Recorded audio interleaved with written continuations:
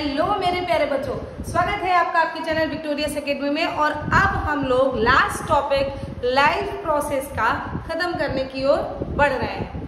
हम लोगों ने लाइफ प्रोसेस के 3 कंप्लीट स्टेप कंप्लीट किए बेटू, 3 कंप्लीट प्रोसेस। पहला nutrition, second respiration, third transportation. अब एक ही बचा है इत्तू सा, जिसको हम लोग कहते हैं एक्सक्रीशन। समझ में आया?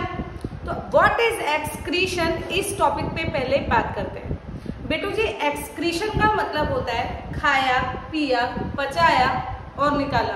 अगर हिंदी में बात करें तो यही होता है, लेकिन अगर साइंटिफिक लैंग्वेज में बात करें तो आपके शरीर में जो कुछ भी मेटाबॉलिक वेस्ट होता है, यानी कि डाइजेशन और रेस्पिरेशन के बाद जो भी वेस्ट प्रोडक्ट आपके शरीर में स्टोर होता है, आपका का मतलब animals and plants both, organisms के शरीर में जो भी वेस्ट प्रोडक्ट स्टोर होता है वो डिफरेंट मीडियम से, डिफरेंट तरीकों से, प्रोसेस डिफरेंट होती है, मीडियम डिफरेंट होता है, ठीक है। वेस्ट प्रोडक्ट का टाइप डिफरेंट होता है, सॉलिड भी हो सकता है, लिक्विड भी हो सकता है, गैस भी हो सकता है।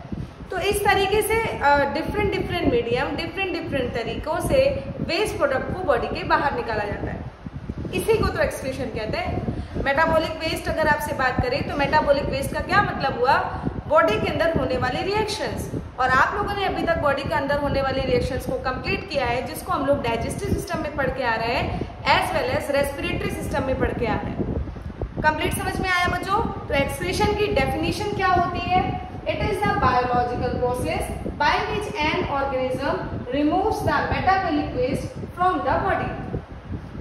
चाहे वो प्लांट बॉडी हो, चाहे वो एनिमल बॉडी हो, आपका मेटाबॉलिक वेस्ट बॉडी से बाहर निकालना जरूरी है।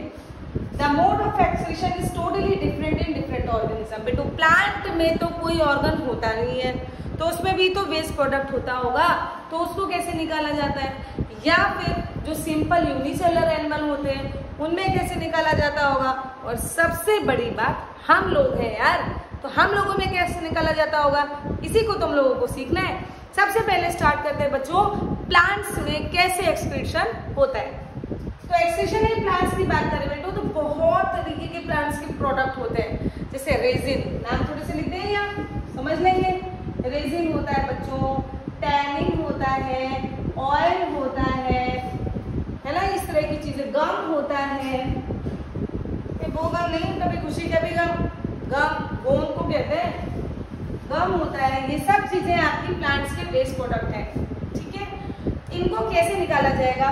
तो इसके लिए आप नोट्स में जब बनाओगे तो लिखोगे कि लाइफ प्रोसेस में प्लांट बहुत सारे वेस्ट प्रोडक्ट को एक्सक्रीट आउट करने की क्षमता रखता है। और ये एक्सक्रीशन सॉलिड फॉर्म में हो सकता है, लिक्विड फॉर्म में हो सकता है और गैस फॉर्म में हो सकता है। क्लियर? वन बाय वन चीजों को क्लियर करेंगे कि आखिर सॉलिड वेस्ट प्रोडक्ट या फिर गैसियस वेस्ट प्रोडक्ट या फिर लिक्विड वेस्ट प्रोडक्ट प्लांट आखिर एक्सक्रीट कहां से करते हैं। तो सबसे पहली बात सुनिए बच्चों, एक्चुअली क्या होता है, सेल, जैसे मान लीजिए सेल है बच्चों, तो सेल के अंदर आप लोगों को पता है ना, सेंटर पार्ट में प्लांट में क्या होता है? वैक्यूल होता है। इसी के अंदर आपका एक्सक्रीटरी प्रोडक्ट स्टोर हो गया। अब जब भी कभी उस प्लांट से लीफ, उस प्लांट में भाई ये सेल है, ये आपकी लीफ है, इसमें सेल होगा, उसके अंदर स्टोर होगा, तो भैया इसको निकालने का एक ही तरीका, उस लीफ को गिरा दिया जाए, साफ सीधी बात। तो जब भी कभी किसी सॉलिड वेस्ट प्रोडक्ट को निकालने की बात आएगी तो उसमें सीधे सीधे उस लीफ को गिरा दिया जाएगा। आप लोगों ने पतझड़ का मौसम सुना होगा, ठीक है, ऑटम सीजन, जिसमें सारी की सारी लीफ गिरती है और फिर से नया प्लांट में लीफ नई उगती है। सभी ने देखा होगा ना बेटा। तो ये प्रोसेस क्यों होता है? प्लांट्स में एक्सक्रीशन की प्रोसेस को कंप्लीट करने के लिए यार, नई लीफ उगाने के लिए। अब पुरानी पत्तियां हैं, वेस्ट प्रोडक्ट भरा पड़ा है, क्या होगा उस प्लांट का? तो उस लीफ को गिराना जरूरी है। तो इसका मतलब सॉलिड वेस्ट प्रोडक्ट कैसे हो रहा है? कुछ प्लांट्स स्टोर करते हैं वेस्ट प्रोडक्ट कहाँ बेटो जी? सेल वैक्यूल में। और गेट रिड ऑफ का मतलब होता है छुटकारा पाना, ठीक है। और इससे छुटकारा कैसे पाता है? अपनी लीफ को गिराकर। इस प्रोसेस को कहते हैं एब्सिशन। एब्सिशन का मतलब वहां से उस लीफ को गिराकर बाहर कर देना। समझ में आया? और डेसिडस फॉरेस्ट इसका एग्जांपल है। डेसिडस का मतलब ये है कि पूरी की पूरी लीफ एक बार सीजन में एक बार पूरी की पूरी लीफ गिर जाए, ठीक। और कुछ प्लांट्स ऐसे होते हैं जो सॉलिड वेस्ट प्रोडक्ट को डायरेक्टली सॉइल में गिरा देते हैं। क्लियर हो गया? प्लीज टेक स्क्रीनशॉट मुन्ना, क्योंकि इसके बाद हम लोगों को पढ़ना है कि प्लांट्स गैसियस वेस्ट प्रोडक्ट और लिक्विड वेस्ट प्रोडक्ट को कैसे एक्सक्रीट आउट करते हैं। Note down please. हमको पढ़ना है अबाउट लिक्विड वेस्ट प्रोडक्ट। तो बच्चों, प्लांट का जो लिक्विड वेस्ट प्रोडक्ट होता है ना, वो बहुत ज्यादा तरीकों का होता है। उनके बारे में समझते हैं कि कौन कौन से प्रकार हो सकते हैं और वो किस रास्ते से निकलते हैं, उस स्ट्रक्चर को क्या कहते हैं। बेटू, प्लांट्स में जो वाटर एक्सक्रीट आउट होता है, एक्सेस वाटर, ज्यादातर वाटर तो प्लांट में यूज हो जाता है in the process of photosynthesis, लेकिन कुछ एक्स्ट्रा वाटर जो एनवायरमेंट में एक्सक्रीट आउट होता है, उस प्रोसेस को ट्रांसपीरेशन कहते हैं। बिल्कुल याद करेंगे, वाटर का एक्सक्रीशन, एक्सेस वाटर का एक्सक्रीशन प्लांट्स में ट्रांसपीरेशन प्रोसेस से होता है बेटा, और जो स्ट्रक्चर यूज होता है उस स्ट्रक्चर को हम लोग कहते हैं स्टोमेटा। क्लियर हुआ? सेकेंड नंबर पे मुन्ना, जो प्रोसेस कहलाता है वो गटेशन होता है। इन सब पॉइंट्स को एकदम क्लियर कीजिए। गटेशन, देखो बेटू, जैसे मान लो लीफ है, मान लो ये लीफ है, ठीक है। लीफ में टिप पर या प्लांट्स के जगह जगह पर कुछ सिक्रीटरी ग्लैंड होती है, और आप लोगों ने ओस वगैरह के टाइम पर देखा होगा, जाड़े जब थोड़ा सा मौसम नम होता है तो इस तरीके से टिप के ऊपर कुछ ड्रॉपलेट्स आ जाती है, उसी को तो गटेशन कहते हैं। और जिस स्ट्रक्चर के थ्रू आता है उसको हम लोग हाइडेथोड कहते हैं। तो कुछ प्लांट्स की जो स्पीशीज होती है वो वाटर को एक्सक्रीट करती है हाइडेथोड के माध्यम से। हाइडेथोड क्या है? एक प्रकार का सिक्रेटरी ग्लैंड, मतलब सोचो यहाँ हाइडेथोड है, ये ग्लैंड है जो पानी को बाहर निकालने का काम कर रही है। जैसे हमारे ये स्किन में पोर्स है, ये क्या काम कर रहे हैं? स्वेटिंग निकालने का काम कर रहे हैं। वैसे हाइडेथोड प्लांट में क्या कर रहा है? वाटर निकालने का काम कर रहा है। सब में नहीं, मोनोकॉट्स में, घास पास में काम करता है। क्लियर? और इस प्रोसेस को क्या कहते हैं? इस प्रोसेस को कहते हैं ना गटेशन। अच्छा, गटेशन में क्या निकलता है? पानी। पानी तो ये भी निकालना है मैम, पानी ये भी निकालना, तो इसके पानी और उसके पानी में क्या अंतर है? बेटो, जाइलम क्या काम करता है बताओ? जाइलम वाटर और मिनरल्स को निकालने का काम करता है कि नहीं? तो जाइलम के अंदर से पानी जो वेस्ट प्रोडक्ट बन जाता है, जाइलम के अंदर का वेस्ट प्रोडक्ट जो होता है उसको निकालने का जो प्रोसेस होता है ना, उसको गटेशन कहते हैं। देखिए, इन दिस प्रोसेस एक्सुडेशन का मतलब होता है excretion of xylem SAP. Xylem के अंदर से निकाले जाने वाला जो प्रोसेस होता है, उस प्रोसेस को हम लोग गटेशन कहते हैं। और ये किस स्ट्रक्चर के थ्रू होता है? हाइडेथोड। और वो कहाँ होता है? कुछ लीव्स में। समझ में आया? कुछ प्लांट्स के लीफ में। एकदम क्लियर है?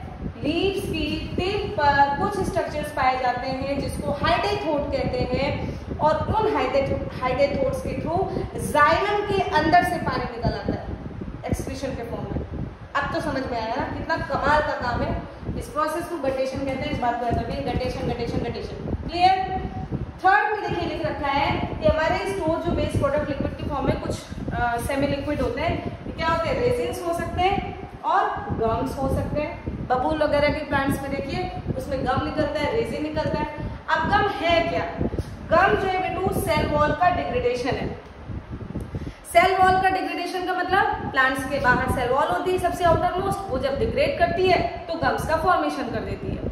समझ में आया? तो वो एकदम निकाल के गोंद के लड्डू बनते हैं यार, टेस्टी से खाना चाहिए, क्योंकि वो जाड़ों में खाना चाहिए क्योंकि वो थोड़ा सा गर्म होता है।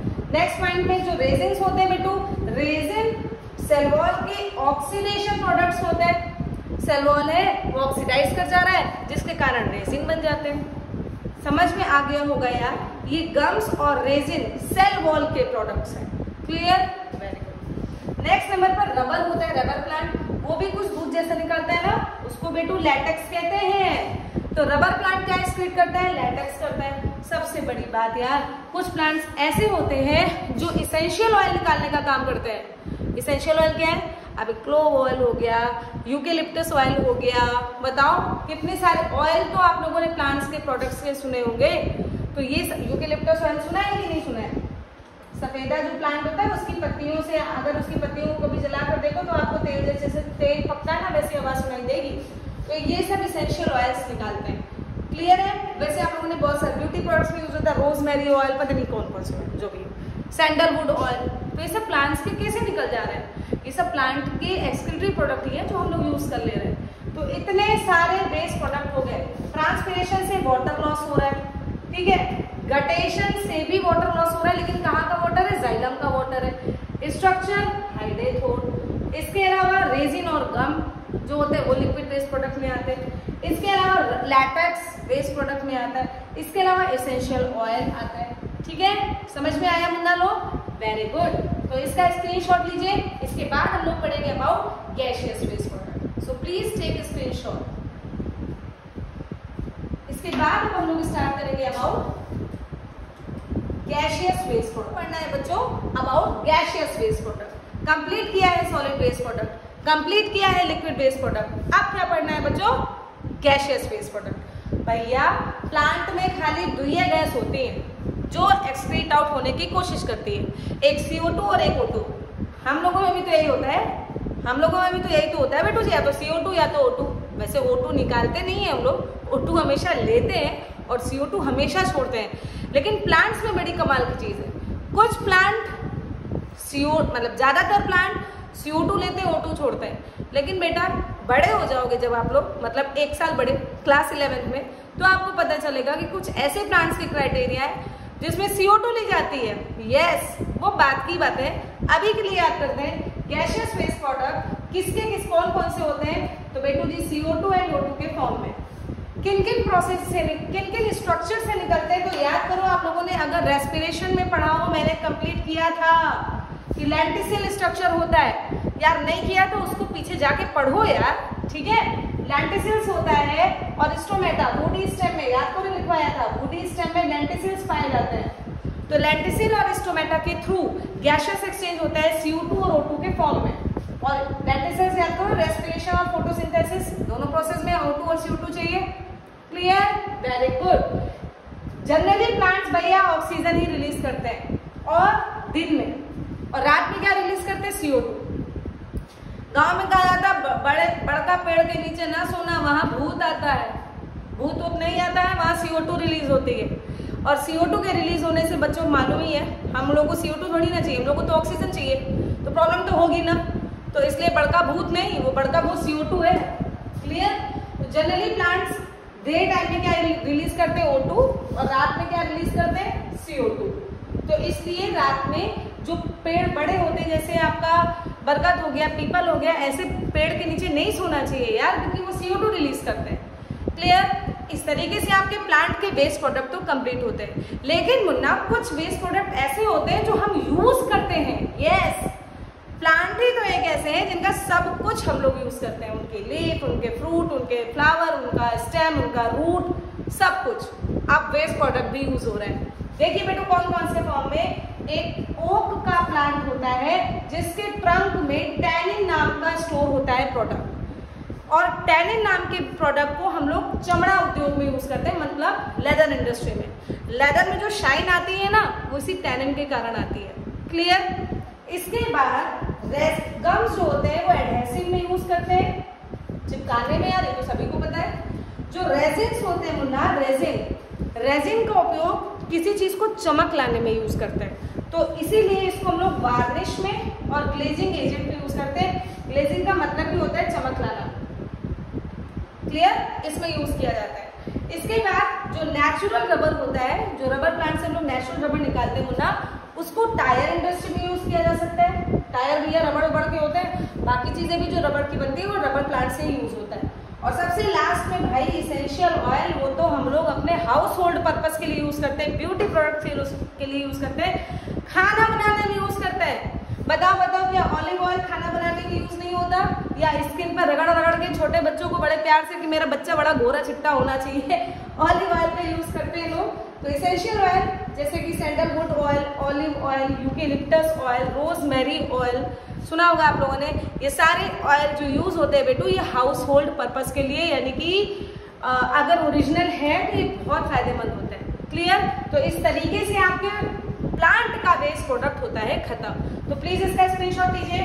इसके बाद हम लोग एनिमल्स का वेस्ट प्रोडक्ट तो आज ही स्टार्ट करेंगे, इसका स्क्रीनशॉट ले लिया होगा।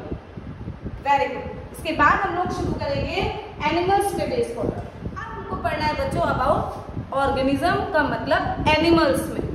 बेटा प्लांट्स में कंप्लीट किया, ऑर्गेनिज्म में प्लांट्स भी आते हैं और एनिमल्स भी आते हैं। तो प्लांट में तो एक्सक्रीशन हमने खत्म कर दिया, अब हमको स्टार्ट करना है एनिमल्स। और एनिमल्स आपको पढ़ा चुके हैं, 2 तरीके के होते हैं। कौन कौन से? Unicellular, multicellular. यूनिसेलुलर जिसमें एक सेल होती है और उसी एक सेल में सारे कार्यक्रम हो रहे होते हैं, मतलब डाइजेशन, रेस्पिरेशन, एक्सक्रीशन, रिप्रोडक्शन, सब कुछ। और मल्टीसेलुलर होते हैं जिसमें अलग अलग काम को करने के लिए अलग अलग प्रकार का सिस्टम डेवलप होता है। क्लियर? तो यूनिसेलुलर एनिमल्स में जैसे ही वेस्ट प्रोडक्ट बनता है भैया, बॉडी सरफेस कहते हैं इसको निकालो। तो या तो बॉडी सरफेस से, या आपको न्यूट्रिशन मैंने अमीबा में पढ़ा है, याद करो, फूड वैक्यूल बनता है। तो वैक्यूल धीरे धीरे छोटा होता जाएगा साइज में, क्योंकि डाइजेशन की प्रोसेस कंप्लीट हो जाती है। फिर एक्सक्रीटरी थोड़ा बहुत छोटा मोटा वैक्यूल बचता होगा, प्लाज्मा मेम्ब्रेन रप्चर करती है, बॉडी सरफेस रप्चर करता है, वहीं से वो वैक्यूल बाहर निकाल दिया जाता है। तो यूनिसेलुलर में जो एक्सक्रीशन होता है उसमें बॉडी सरफेस, या हम लोग कह सकते हैं कि एक्सक्रीशन जो होता है वो वैक्यूल में इकट्ठा होता रहता है। अभी बताया था आपको प्लांट में कि कुछ प्लांट्स में वेस्ट प्रोडक्ट वैक्यूल में इकट्ठा होता है, तो वैसे यूनिसेलुलर एनिमल में जो वेस्ट प्रोडक्ट होता है वो वैक्यूल में इकट्ठा होता है। वैक्यूल क्या है? सेल के अंदर का एक सेल ऑर्गेनल। छोटी सी बात है, वैक्यूल क्या होता है? सेल के अंदर का एक सेल ऑर्गेनल, चाहे वो प्लांट सेल हो चाहे वो एनिमल सेल हो, दोनों में वैक्यूल पाए जाते हैं और उसमें स्टोर होता है वेस्ट प्रोडक्ट। नहीं पता तो 9th में सेल चैप्टर डाल रखा है, पढ़ लो, समझ में आ जाएगा। क्लियर? तो वैक्यूल में वेस्ट प्रोडक्ट इकट्ठा हो गया, अब बॉडी सरफेस कहीं से भी रप्चर हो जाएगी और उसको बाहर निकाल दिया जाएगा। ज्यादातर ये पानी में रहते भाई यूनिसेलुलर एनिमल, तो पानी में निकाल के छोड़ दिया जाता है। ठीक, तो आप लोगों का स्टार्ट है यूनिसेलुलर ऑर्गेनिज्म में अगर, तो आपका लाइफ क्या लिख रखा है? जैसे ही मेटाबॉलिज्म होती है, जैसे ही वेस्ट प्रोडक्ट बनता है, वैसे ही इसको बाहर निकाल दिया जाता है। किसके थ्रू? या तो वैक्यूल के थ्रू या बॉडी सरफेस के थ्रू। क्लियर? लेकिन प्रोसेस क्या यूज होती है बच्चों? डिफ्यूजन। भैया बॉडी के अंदर वेस्ट प्रोडक्ट का कंसंट्रेशन ज्यादा हो गया तो उसको बाहर निकालना नहीं पड़ेगा क्या? यस, उसको हम लोगों ने बाहर निकाल दिया। और भाई movement of higher concentration to lower concentration movement of particle is known as diffusion. Clear? समझ में आया? अब मल्टीसेलुलर एनिमल्स में एक्सक्रीशन करने के लिए डिफरेंट टाइप के ऑर्गन्स होते हैं। अब ये डिफरेंट टाइप के ऑर्गन्स पढ़ने तो पड़ेंगे ही ना, कौन कौन से होते हैं। तो देखिए भैया कि मल्टीसेलुलर एनिमल्स में अगर आप सिंपल यूनिसेलुलर इसलिए लिखवा दिया ताकि आपको एक साथ पता चल जाए क्या है, लेकिन हमको मेन तो यहाँ से पढ़ना है भाई। ये तो हम लोग पढ़ चुके हैं ना, ये हम लोग पढ़ चुके हैं कि यूनिसेलुलर एनिमल्स में बॉडी सरफेस के थ्रू होता है। आप स्लेनेरिया से पढ़ो भाई, ये किस फाइलम को बिलोंग करते हैं मुन्ना? तो प्लैटीहेलमिन्थेस सुना है? नहीं सुना होगा, नहीं सुना तो जान लो। प्लैटीहेलमिन्थेस में आते हैं वर्म्स वगैरह जो पेट में कीड़े पड़ जाते हैं। उन प्लैटीहेलमिन्थेस के एग्जांपल्स हैं ये प्लैनेडिया और फैसियोला।